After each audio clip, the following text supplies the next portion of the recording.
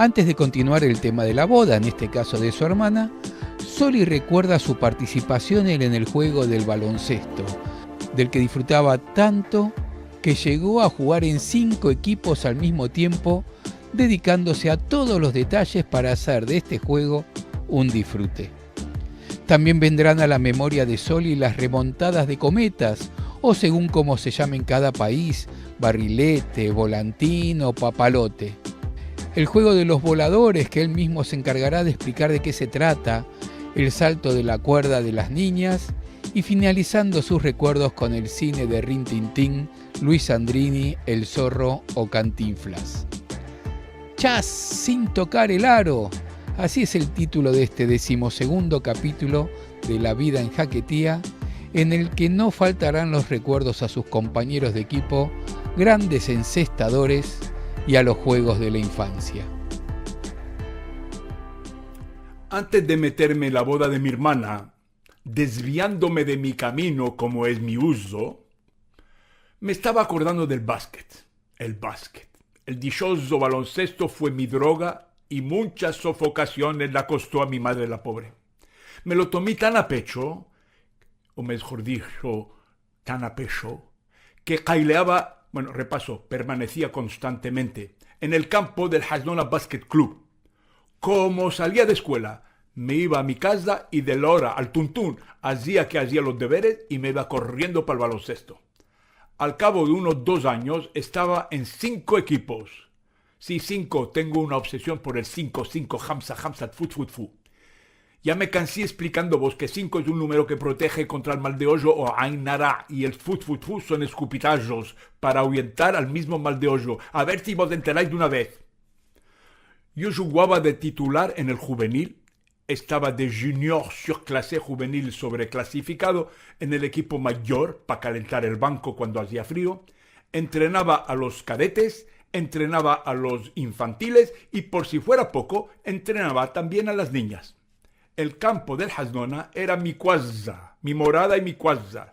Tan fuerte me entró la aflicción que en medio de los guateques, los domingos por la noche, Saadia Mamán y yo, en lugar de quedarnos bailando, nos íbamos a Hasnona. Le mecneábamos, otra vez, mecnear es entregar, 2 duros al assas, que ansina se dice el guardia en Arabia, el assas, para que nos encendieran las luces y nos quedábamos ahí tirando personales con camisa y corbata y zapatitos italianos hasta las tantas y pico. En ese campo de básquet yo siempre estaba meshgol, en Arabia ocupado. Me ocupaba de los balones, de remendar las redes, de castrear con el susodicho assas, es decir, de charlar, que cuidaba el campo y que vivía ahí mismo en una choza. Y claro, yo me codeaba con la listocracia del baloncesto tangerino. Listocracia no es Jaquetía, es porque no sé por cómo se dice la palabra esa. Listocracia o lo que es. Primero y principal, Rafael Castillo, que nos vino de la Acción Católica, el mayor encestador de la historia de nuestra ciudad. Cuando empezaba a driblar, parecía uno de esos globetrotters negros.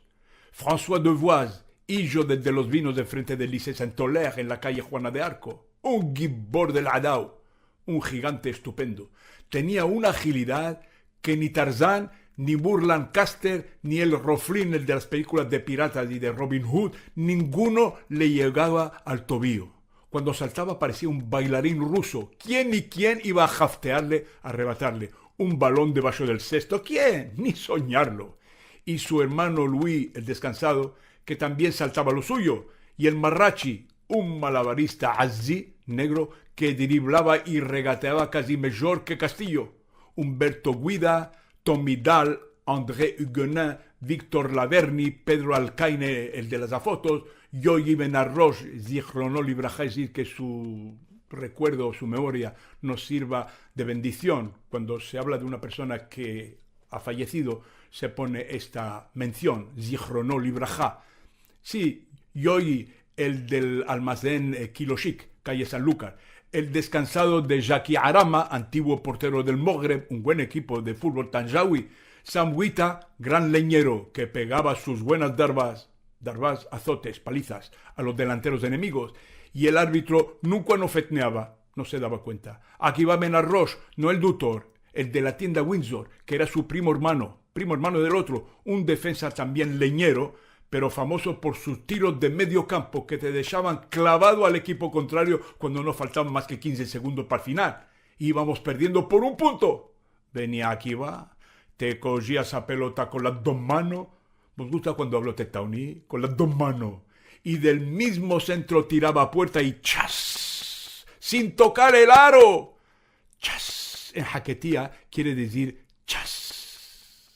Y yo vestido de pies a cabeza con ese short y esa camiseta verde color esperanza, sentado en el banquillo de la desesperanza. El banco de la paciencia, como decía Israelito Melul, mi capitán de los juveniles. Yo sudaba, pero nada más que de ver esas jugadas olímpicas. Y venga a pegar berridos hasta enronquecerme. Alabí, alabá, alabín, bomba, hasnona y nadie más. Algunas veces, cuando faltaban 2 minutos, íbamos ganando por 20 puntos y ya habían chateado, expulsado a 5 defensas nuestros por 5 faltas personales, cada uno, me sacaban a mí al campo.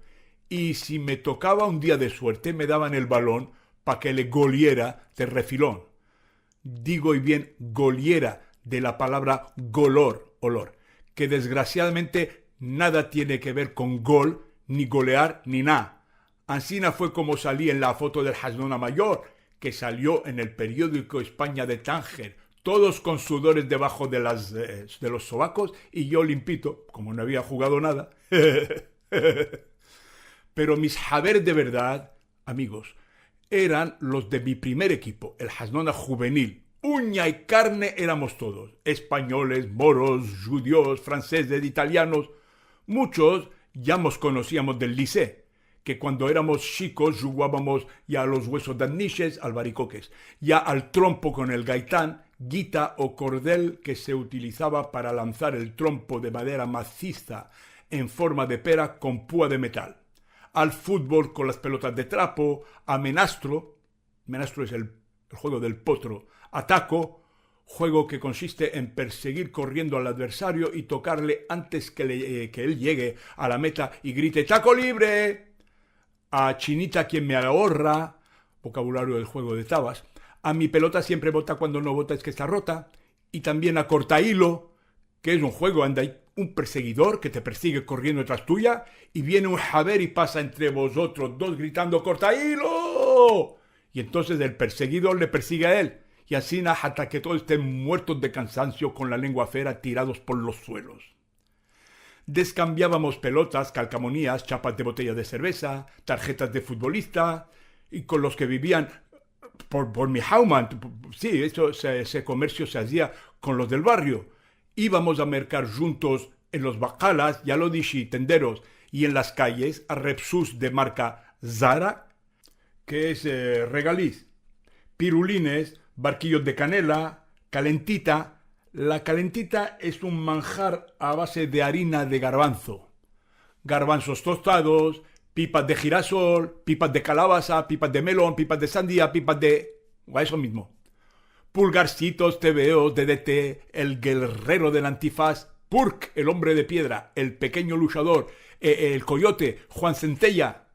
Las niñas descambiaban fotos de artistas, novelitas de Puello, de Corín Tellado, colección Rosaura, colección Madreperla, y también jugábamos con cometas, que hacíamos con cañas y papel y las remontábamos y las volábamos en la playa. Aquí me paro un momentito porque me da la gana. En Chile, para decir remontar una cometa, lo dicen de una manera mucho más bonita. Dicen encumbrar un volantín. Me encanta. Otros harbes, en este contexto juguetes, con los que jugábamos, antes que se me olviden, forforitas, que son como flechitas, voladores.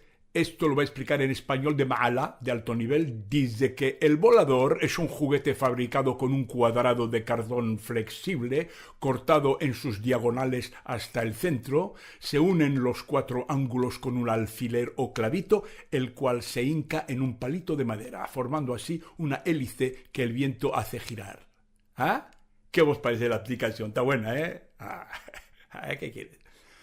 Todos los de mi barrio íbamos al Cine Alcázar y al Capitol, sesión continua, a ver a Cammainá, Arius, Pirue, Rintintín, Caballo Rex, Rintintín, Caballo Rex, Luis Sandrini, Tintán, El Zorro, Cantinflas, Lola Flores, Nelson Eddy, Jeanette MacDonald, Shirley Temple, y cantábamos. Las niñas saltando la cuerda con las españolitas. En los patios cabe el telégrafo inglés. Para Melilla marchaba un batallón de la Coro en la zambra que hay en Granada, llegado de tierra lejana, una niña que no se quema, papantilararila a Ana, tiene que ser con Ana para que haga la rima, Tani la llama por nombre, es más bonita que un son, y bueno, y también, yo tengo un castillo, matararilarilero, yo tengo un castillo, matararilarilero, pim pom. Y yo tengo otro matararilarilero, y yo tengo otro matararilarilalo, pim pom. Y ahora, a petición del respetable público, voy a audear el patio de mi casa y después escucharemos otra vez la orquesta de mi amigo Jacques Eben Hayim del estudio Lahid Barosh. El patio de mi casa es particular, que cuando llueve mucho se moja la mitad. Agáchate, ¿eh?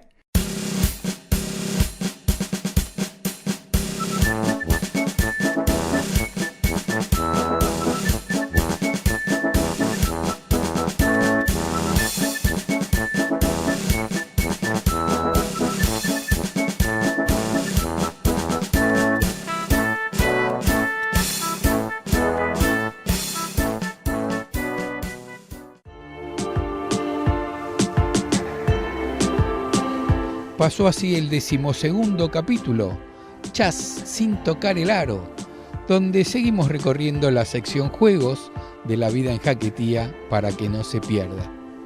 Este podcast es posible gracias al Centro Sefarad Israel de España y al Centro Cultural Sefarad de Argentina. El próximo podcast se titula Compañerismo Judeo-Musulmán, de y por Soli Levi. Recuerden que pueden encontrar mucha más información sobre esta propuesta y sobre la Jaquetía y sobre la vida de Soli Levi en lavidaenjaquetía.com.